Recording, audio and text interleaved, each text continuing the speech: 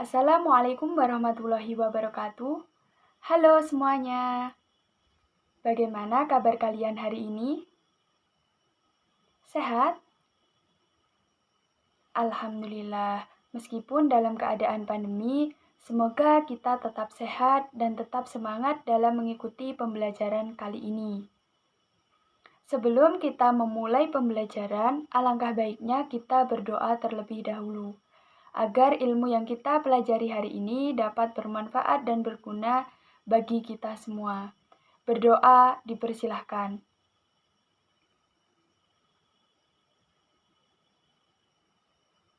Berdoa selesai. Kemudian, silahkan dilihat teman sebelahnya masing-masing.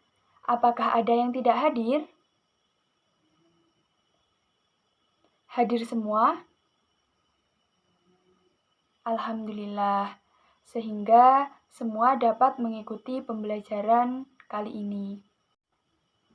Baik, pada hari ini kita akan belajar mengenai materi relasi dan fungsi. Nah, sebelum kita masuk ke materi relasi dan fungsi, materi ini itu berkaitan dengan materi pada bab sebelumnya. Ada yang masih ingat apa yang sudah kita pelajari pada bab sebelumnya? Iya, betul Mbak Dinda. Kita sebelumnya sudah mempelajari tentang koordinat Kartesius. Adapun materi prasyarat sebelum mempelajari materi relasi dan fungsi. Yang pertama yaitu himpunan. Yang kedua, himpunan bagian. Yang ketiga, anggota himpunan bagian. Dan yang keempat, koordinat Kartesius, di mana ini merupakan materi yang baru saja kita pelajari pada minggu lalu. Selanjutnya, saya akan menyampaikan tujuan pembelajaran hari ini. Yang pertama, peserta didik mampu membedakan pengertian relasi dan fungsi. Yang kedua, peserta didik dapat membuat contoh relasi dan fungsi terkait dalam kehidupan sehari-hari. Yang ketiga, peserta didik dapat menyatakan relasi dan fungsi. Yang keempat, peserta didik dapat menentukan domain, kodomain, dan rings. Oke, langsung saja masuk ke materi. Yang pertama, mengenai pengertian relasi. Ada yang sudah tahu apa itu relasi? Kalau kalian sudah belajar sebelumnya, pasti kalian tahu. Nah, relasi adalah suatu aturan yang memasangkan anggota himpunan satu ke himpunan yang lain. Nah, biasanya relasi yang kita temukan adalah relasi dari himpunan A ke himpunan B. Relasi yang dimaksud yaitu pemasangan dari anggota himpunan A ke anggota himpunan B. Untuk menyatakan suatu relasi terdapat 3 cara. Yang pertama, diagram panah. Yang kedua, diagram Kartesius. Dan yang ketiga, himpunan pasangan berurutan. Misalkan terdapat soal, yaitu Pak Hadi memiliki 5 anak, yaitu Dava, Aska, Huda, Dinda, dan Citra. Kemudian setiap anaknya memiliki hobi yang berbeda-beda. Dava hobi bermain bola, Aska hobi bermain bola dan berenang, Huda hobi menggambar, Dinda hobi membaca dan bersepeda. Kemudian Citra hobi bersepeda. Misalkan anak Pak Hadi dikelompokkan dalam himpunan A dan hobinya dikelompokkan himpunan B, maka diperoleh Anggota himpunan A adalah Dava, Aska, Huda, Dinda, dan Citra. Kemudian, anggota himpunan B adalah bermain bola, berenang, menggambar, membaca, bersepeda. Kemudian, nyatakan relasi tersebut dalam diagram panah, diagram koordinat, dan himpunan pasangan berurutan. Hubungan antara himpunan A dan himpunan B yang berkaitan dengan anak-anak Pak Hadi adalah yang pertama, Dava hobi bermain bola.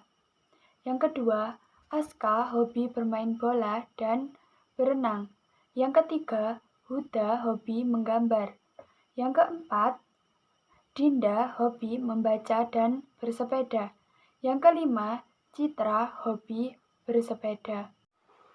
Jika dinyatakan dalam diagram panah, maka diperoleh ilustrasi gambar seperti pada papan di atas. Kemudian, jika dinyatakan dalam diagram kartesius, nah, mungkin kalian sudah tidak asing lagi karena sebelumnya, pada bab sebelumnya kalian sudah belajar mengenai koordinat kartesius. Nah, di sini di anggota himpunan A diletakkan pada garis horizontal, di mana berisi nama-nama anak Pak Hadi, yaitu ada Dava, Aska, Huda, Dinda, dan Citra.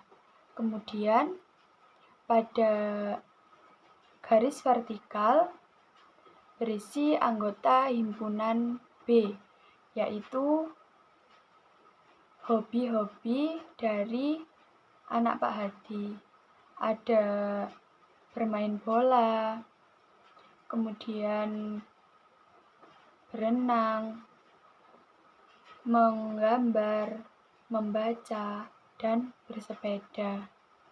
Selanjutnya, jika dinyatakan dalam bentuk himpunan pasangan berurutan, maka himpunan A ke B tinggal diurutkan saja. Jadi, Dava himpunan Dava, bermain bola, kemudian Aska,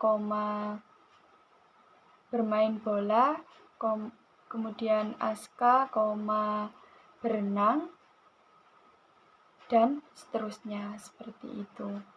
Nah, biasanya yang paling sederhana ditulis itu menggunakan cara himpunan pasangan berurutan.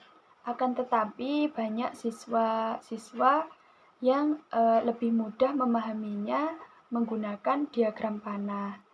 Nah, itu terserah kalian. Jika ada soal, kalian mau menyatakan relasi tersebut dalam cara yang seperti apa, bisa kalian pilih. Akan tetapi juga biasanya di soal sudah ditentukan. Jadi mau menyatakan relasi dengan cara diagram panah, diagram kartesius, ataupun himpunan pasangan berurutan. Oke, kita lanjut ke materi fungsi. Apa sih fungsi itu? Fungsi adalah relasi yang memiliki aturan khusus, di mana pemetaan dari himpunan A ke himpunan B merupakan relasi yang memetakan anggota himpunan A ke anggota himpunan B hanya sekali saja. Syarat sebuah relasi dapat dikatakan sebagai fungsi. Yang pertama, Setiap anggota himpunan A atau domain mempunyai pasangan atau tidak jomblo. Yang kedua, setiap anggota himpunan A atau domain hanya dipasangkan dengan satu anggota himpunan B atau kodomain. Jadi setia. Syarat dari sebuah relasi dapat dikatakan sebagai fungsi. Yang pertama tidak jomblo, yang kedua setia, untuk mudah diingatnya. Oke, baik. Selanjutnya saya akan menjelaskan mengenai pengertian domain, kodomain, dan range.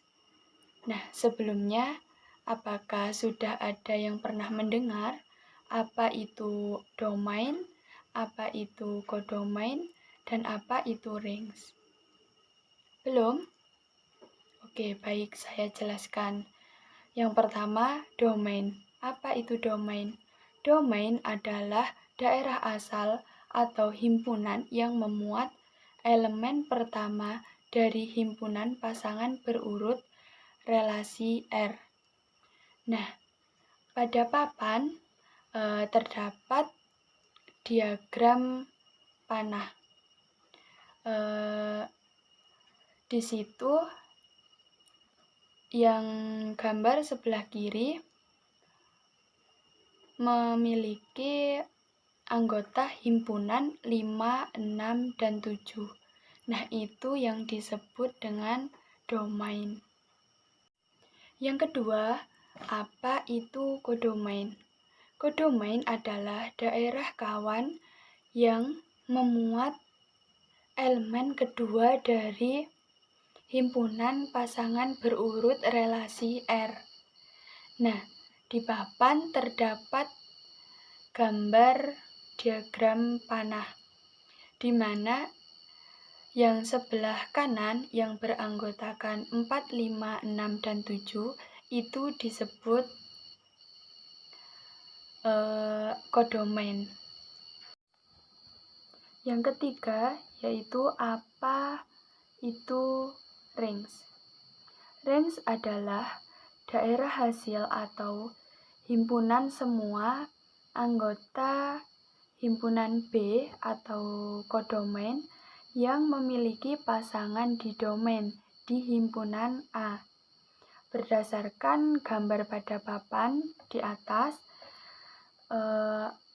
yang sebelah kanan, pada sebelah kanan yang memiliki pasangan di sebelah kiri, itu yang disebut dengan range. Jadi range-nya adalah himpunan 4, 6, dan 7.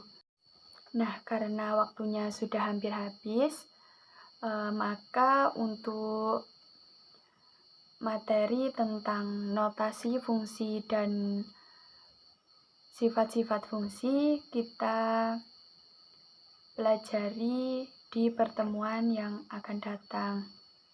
Nah, sampai sini ada yang ditanyakan mengenai penjelasan saya tadi?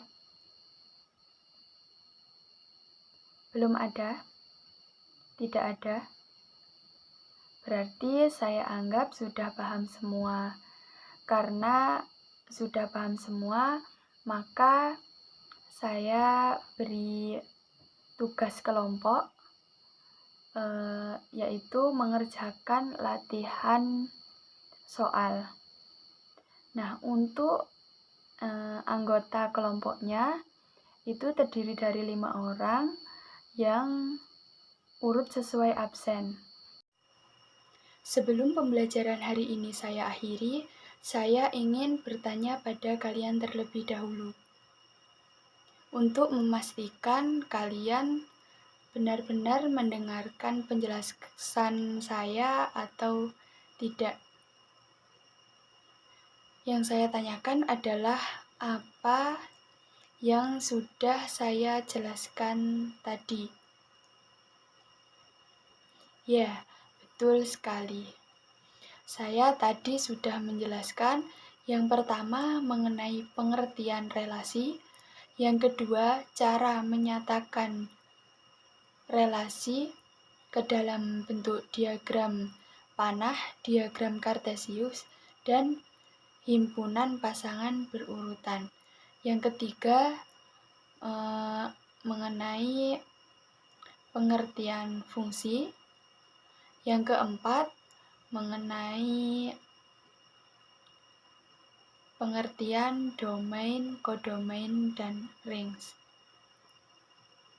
Oke, karena kalian saya rasa sudah paham dan sudah tidak ada yang ditanyakan lagi, maka pembelajaran hari ini saya akhiri.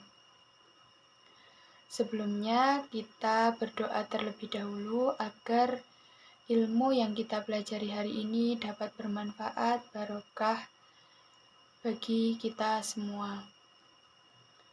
Berdoa dipersilahkan.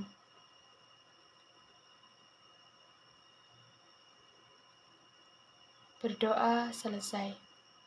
Sekian penjelasan dari saya. Apabila ada kurang atau salah kata, saya mohon maaf. Wassalamualaikum warahmatullahi wabarakatuh.